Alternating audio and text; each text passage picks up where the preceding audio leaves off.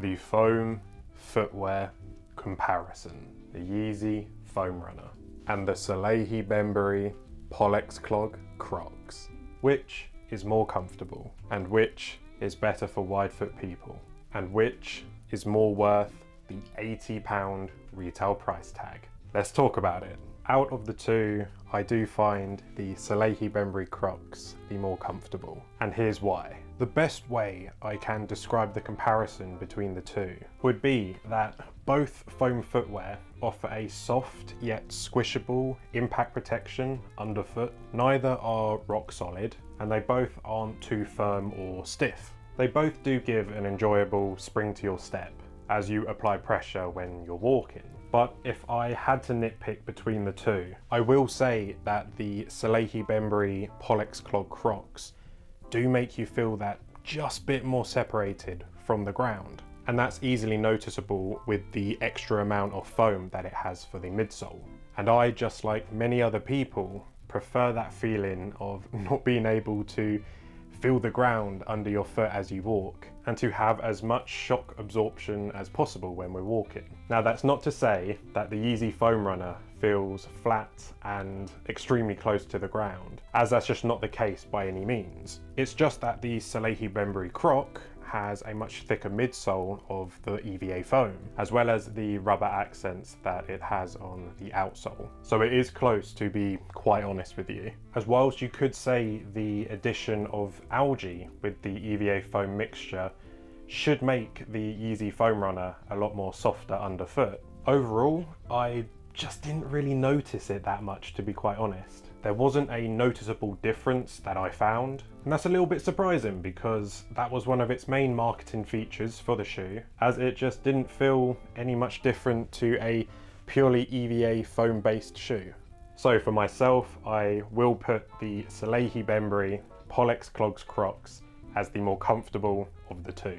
Wide feet. If you struggle with majority of footwear hurting the sides of your feet, constricting and suffocating them, rubbing against your skin causing painful blisters, and pinching your toes, crushing them to the point of tears, hear me out. When we find shoes that accommodate our specific width issues of our feet, it's as if we've discovered some ancient hidden treasure every single time. It's one of the best feelings, but it just doesn't happen that often. Out of the two, I would have to give the Salehe Bembury Crocs the wide foot seal of approval. Pretty much, the Salehe Bembury Crocs are a very big shoe. So much so, we all have to go down at least 1 to 2 full sizes. To simply put, they are made with every type of wide foot people in mind, unlike the Yeezy Foam Runner, where I ran into two main issues which I think a lot of other wide foot people would have experienced as well. The first one being that they don't accommodate people with high insteps. It is incredibly uncomfortable having to cram your foot into these things, and that there's nothing you can do apart from stretching them to the heavens and back, praying you don't snap the foam ankle collar when doing so.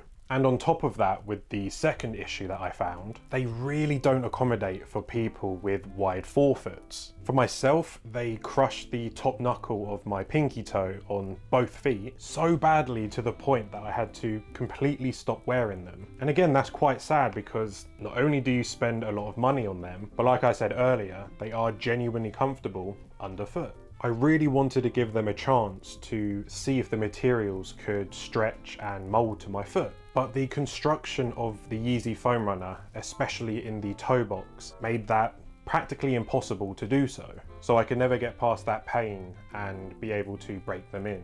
I did try a full size up and they were way too big. So I did go back down to my true to size, as they don't make half sizes with the Yeezy Foam Runner. And they fit a lot better, but the width issues still persisted. Simply put, the Salehe Bembury Croc does everything right and nothing wrong, especially for wide foot people. And the Yeezy Foam Runner has some major issues when it comes to the width of the shoe, in particular with people that have high insteps and wide forefoots, causing extreme discomfort and pain. So whilst you may have a neutral or narrow foot, therefore most likely not having any issue with the Yeezy Foam Runner, I will say for us wide footers that the Salehe Bembury Pollex Clog Crocs easily takes the cake. Now, both have a retail price tag of £80. And I will say both of them are overpriced, just down to the materials used and the fact that they are both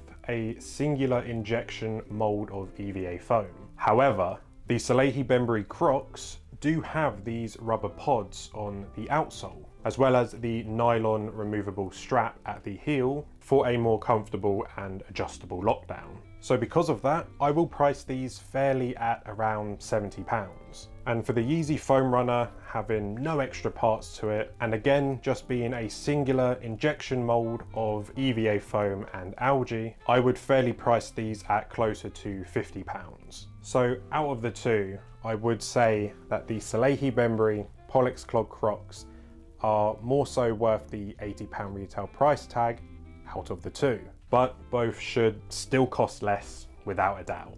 Of course, we will all have our preferred one out of the two for our own reasons derived from our own experiences. So either one can still work better for you than the other one. But for myself and my own findings, the Salehe Bembury Pollex Clog Crocs are a level above the Yeezy Foam Runner. I don't need any more though. I have enough colours. Is that real sweat? It's real sweat. I'm a high performance athlete. Athletes sweat. Sweat, baby. Sweat, sweat.